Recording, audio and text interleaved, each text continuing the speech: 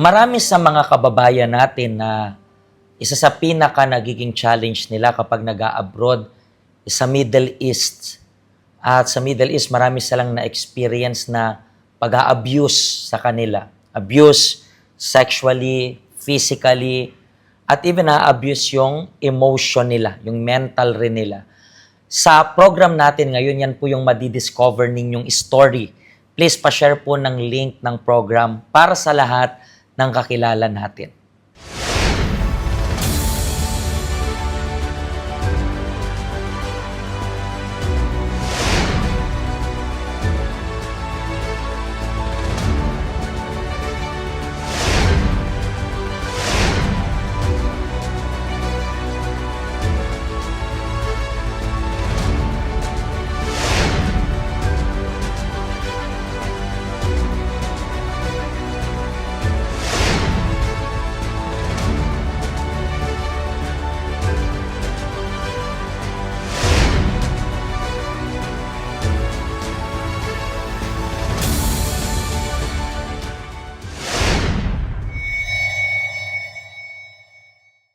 Kasama ko po yung special guest natin for today.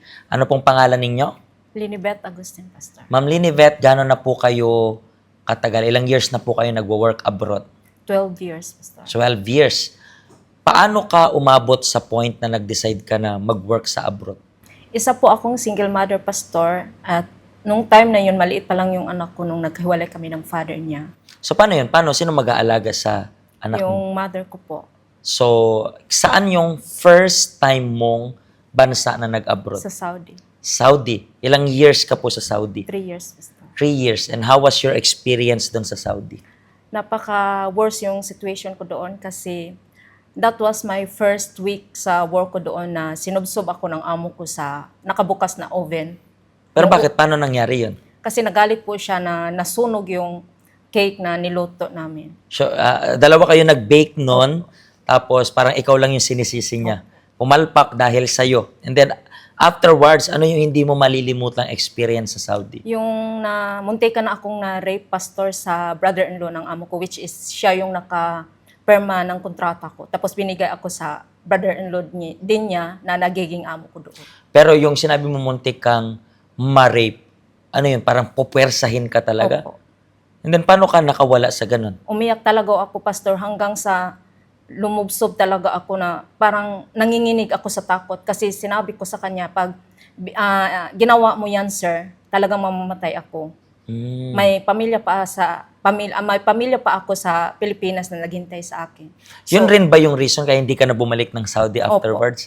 Saan ka na nag-next nun after nito? Sa Qatar po, Sa Qatar. And then, ilang years ka rin sa Qatar? 2 years po. 2 years. Pero how was your experience there? Mas lumala po doon, Pastor, kasi doon sa Saudi start ako na depressed. Worse yung depression ko kasi halo-halo na yung problema sa financial, sa pamilya, tapos yung anak ko po in and out sa ospital. Tapos kung yung goal ko, Pastor, na mag-abroad is para sa pamilya ko at saka sa anak ko na umabot sa point na umuwi po ako sa Pinas na walang pera. Kasi supposed to be para mag-ipon pero nag-end up wala pang pera. And ilang taon ka na dito sa Hong Kong? Since 2019 hanggang ngayon. Sa 6 years mo dito sa Hong Kong, kamusta naman yung situation? Nung unang amo ko, Pastor, is mga matanda. Doon din ako break ng contract kasi di ko kayanan. Na-depress din ako. So nadagdagan pa yung depression Opo. mo.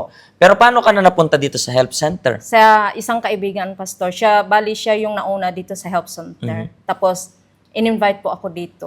Pero hindi din ako sumama kaagad kasi nung time na yun, grabe yung doubts ko. Tapos biniblame ko yung Panginoon sa mga nangyari na bakit ako nagsasuffer ng ganito.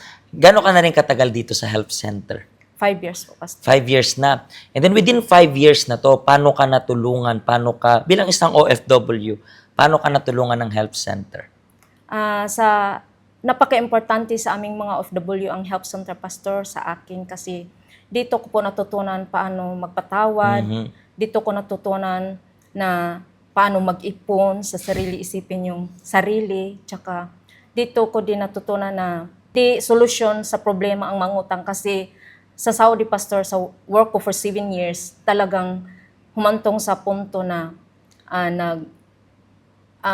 cash advance ako sa amo ko for 5 months, 3 months, para lang Talagang mapadala utang. sa... Pero as of now, natutunan mo kung paano i-manage yung finances mo, budgetin yung pera mo.